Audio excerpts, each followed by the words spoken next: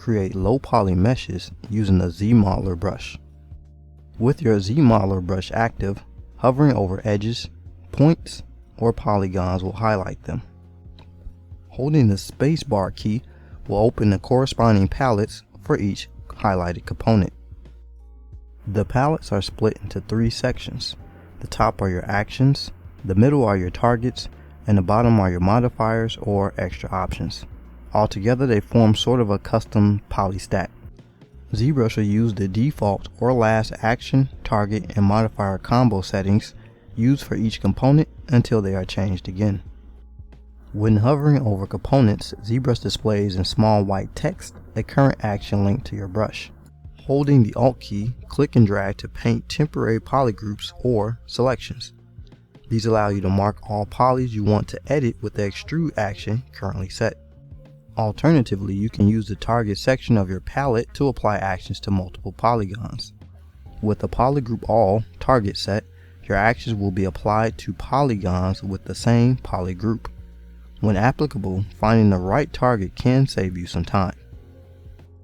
Zmodeler is worthy of an entire course, however we will cover a few common actions and settings with each component, starting with the polygon actions. With the bridge action selected, change your target from connected polys to 2 polys. Now simply click the first poly, then the next to connect. Continue clicking on sets of polys in order to repeat. The delete action is pretty simple. Once selected, click to delete the polys you want to remove. With the extrude action, you can push and pull polygons. Try Alt clicking to set up temporary polygroups to extrude. The inset action will create a polygon within a polygon. Switch from center and border to border only in the modifiers. Now your insets will create hole in the center. Now switch to the center only setting. This will create an open border around your polygons.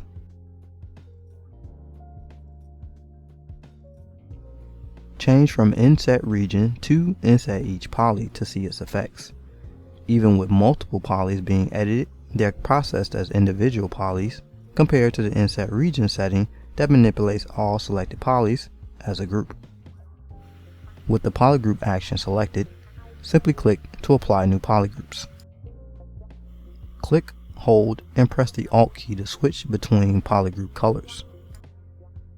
Click, hold, and press the Shift key to copy a polygroup color. Next, click to paste it.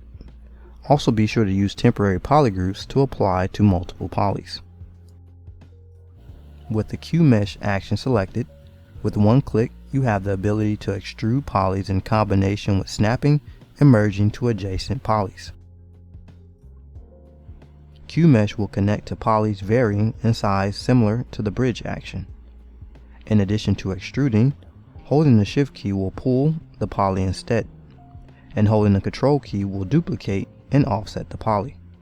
You can definitely get a lot done with Q Mesh.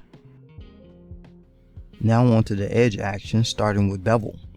Once selected, your brush will bevel any edges or poly loops on your model.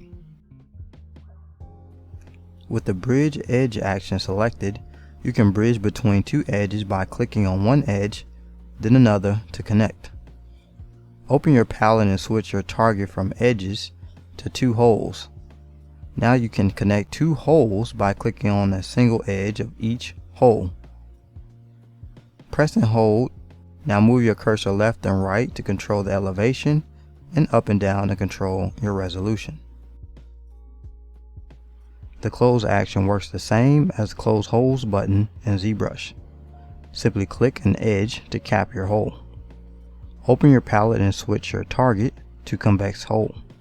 Next, click and hold, sliding your cursor left and right to control elevation, and up and down to control resolution. With the extrude edge action selected, you can click and drag to extrude and connect edges. Extra features are highlighted in small text under your cursor. While extruding an edge, press the Alt key to extrude all connected edges. Your points will connect and merge with nearby points.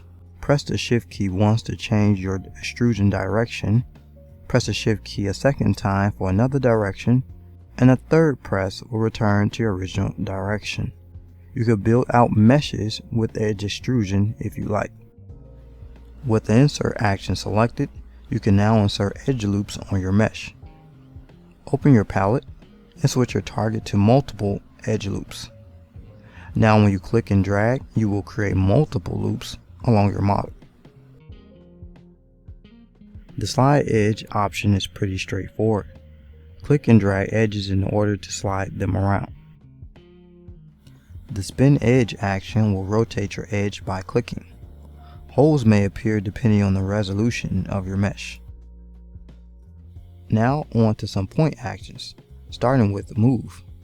Once selected, you can now individually move points around on your mesh. With the slice mesh action selected, you can slice through polys by click and dragging across your model, or by clicking on individual points. Open your palette and select the Do Not Crease option for crease-free slicing. The split action will create edge loops around your points, creating circles. Open your palette and switch your target to ring to create rounder circles made using triangles. The stitch action will merge two points together simply by clicking on two adjacent points that will merge to the location of the last point. Open your palette and change your modifier to midpoint, and now your merged points will meet in the middle. In the next clip, we will demo a creation of a grenade with Zmodeler and more.